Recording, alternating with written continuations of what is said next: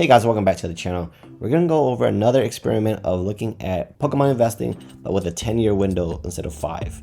I know a lot of Pokemon investors talk about buying one booster box and holding it for at least 3 to 5 years, but that's not a significant amount of time to really get good returns in my eyes. So I was curious about holding for 10 years, and a lot of Pokemon investors haven't really shown any holdings or positions in XY era or even Sun and Moon era, to be honest. So I was more curious about where's the big returns. I think obviously more time, bigger returns, because less supply out there, right? So let's just look at the returns for the XY era booster boxes, which happened to be 10 years ago. So again, we're going with a 143 MSRP price. Current value of these from TCG Player is $12,000. Again, take it with a grain of salt of how accurate these numbers are.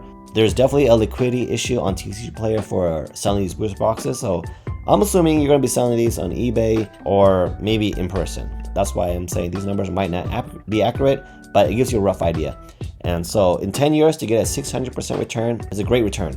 You're not going to get that in the S&P 500. Let's take a look at the actual profits.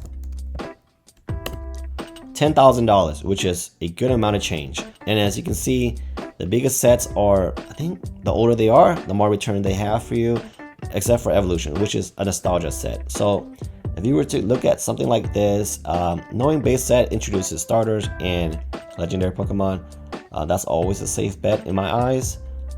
Flash Fire, that's a Charizard set, so maybe Obsidian Flames is a sleeper set to play. Lucario set, that's what I think that's the only heavily featured Pokemon in that set. Phantom Forces is a Gengar set.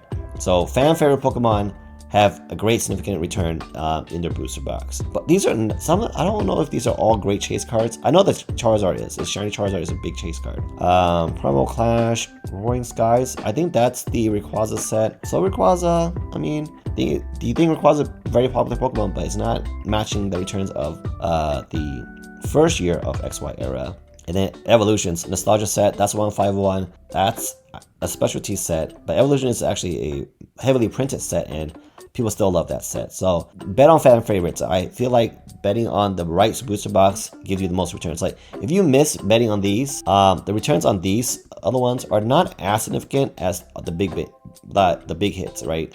So I think there's homework to know which sets are gonna be the best performers.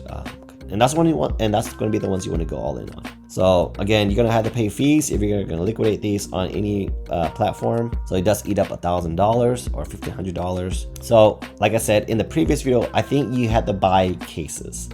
In this case, let's look at the cost for if you were to buy a case for each set.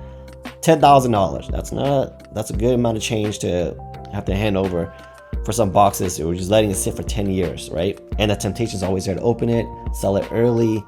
Damages happening, and if you're a person who moves a lot, man, you gotta make sure you take care of these when you're moving. So actual profits if you invest in case is $74,000. Let's just bring that over to actual with fees.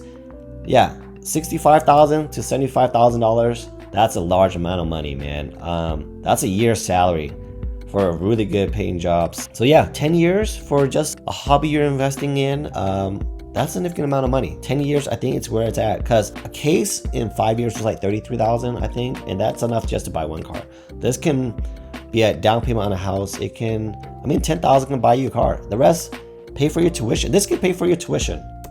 So I ran the numbers. What if you double it? What if you buy 2 cases? Just holding 2 cases of Pokemon booster boxes can buy you a car in 10 years. Wow, that's a good trade-off, man. That's a wedding. $10,000, $20,000. People spend a lot of money on weddings. That's a good amount of money that can take care of you.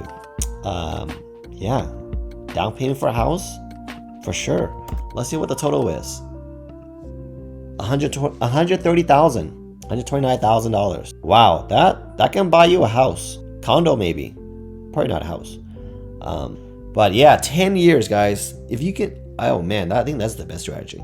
Not one booster box from each set for 5 years, but 2 booster box cases for 10 years. That's life-changing money right there, man. Let me know what your thoughts are. If you think modern investing can equal these numbers like Sword and Shield, Scarlet and Violet. A lot of people are getting into Shield investing during this time period. Let's see if in 10 years it can match these numbers. And if you made it this far and you're gonna pull this off, comment down some diamond hands down in the comment section. Thank you for watching, and I'll catch you guys next time.